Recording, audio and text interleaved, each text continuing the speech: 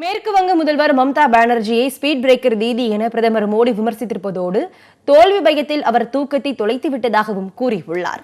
பிரதமரை தேர்தல் தோல்வி பயம் என்னும் நோய் பீடித்திருப்பதாக மம்தா பானர்ஜி பதிலடி தந்துள்ளார்.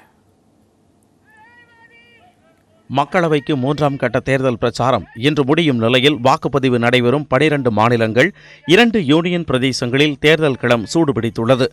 மேற்கு வங்கத்தில் தடம் பதிக்க பாஜக தீவிரமாக முயன்று வருவதால் அங்கு ஆளும் திரிணாமுல் காங்கிரஸ் கட்சியுடன் கடும் மோதல் ஏற்பட்டுள்ளது. இந்த சூழலில் மேற்கு வங்கத்தில் தெற்கு தினஜ்பூர் மாவட்டத்தில் இறுதிக்கட்ட பிரச்சாரத்தில் ஈடுபட்ட பிரதமர் மோடி மேற்கு வங்கத்தின் வளர்ச்சிக்கு ஸ்பீட் பிரேக்கர் போல் தடையாக மாறிவிட்ட மம்தா பானர்ஜி முதல் 2 கட்ட தேர்தலை பார்த்து 2 தூக்கத்தை தொலைத்து விட்டதாக கூறியுள்ளார். மேற்கு வங்கம் ஒரு முன்மாதிரி மாநிலம் என மம்தா பேசி வருவதை விமர்சித்த மோடி மக்களிடம் அதிக வரி வசூலிக்கும் மேற்கு வங்க நடைமுறையை நாடு முழுவதும் அமல்படுத்த மம்தா முயன்று வருவதாகவும் சாடியுள்ளார். மோடியின் பேச்சுக்கு கிருஷ்ணாபூர் தொகுதி பொதுக்கூட்டத்தில் பதிலளித்த மம்தா தேர்தல் தோல்வி பயம் பிரதமரை பீடித்திருப்பதாகவும் உத்தரப்பிரதேசம், குஜராத் மற்றும் ராஜஸ்தான் உள்ளிட்ட பல்வேறு மாநிலங்களில் பாஜகவுக்கு தோல்வி கிட்டும் என்பதை அறிந்து அவர் முகம் வெளிரி போயிருப்பதாகவும் கூறியுள்ளார். உத்தரப்பிரதேசத்தில் பொதுக்கூட்டங்களில் பேசிய மோடி பகுஜன் சமாஜ் மற்றும் சமாஜ்வாதி இடையே ஏற்பட்டுள்ள உறவு போலியானது என்றும் மே 23ஆம் தேதிக்கு பிறகு அது கலகலத்துவிடும் என்றும் கூறியுள்ளார்.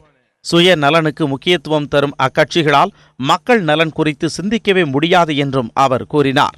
இதனிடையே சத்தீஸ்கர் மாநிலத்தில் பேசிய காங்கிரஸ் தலைவர் ராகுல் காந்தி நல்ல காலம் பிறக்கிறது என்ற பிரதமரின் முழக்கம் மறைந்து காவலாளி, திருடன் என மக்கள் தான் போகும் இடங்களிலெல்லாம் முழக்கமிடுவதாக ராகுல் காந்தி கூறியுள்ளார்.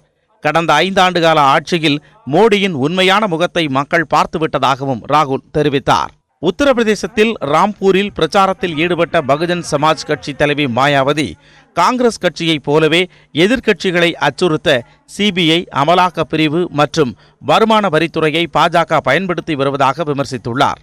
மும்பை தாக்குதலில் உயிரிழந்த போலீஸ் அதிகாரி கர்கரேவை விமர்சித்ததால் தேர்தல் ஆணையத்தின் நோட்டீஸ் கிடைக்கப்பெற்ற சில மணி நேரங்களில் பாஜக வேட்பாளர் பிரக்யா சிங் தாகூர் மற்றொரு சர்ச்சையில் சிக்கியுள்ளார்.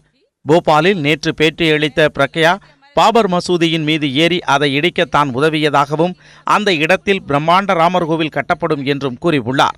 அதைத் தொடர்ந்து அவருக்கு தேர்தல் ஆணையம் 2வது நோட்டீஸ் அனுப்பியுள்ளது.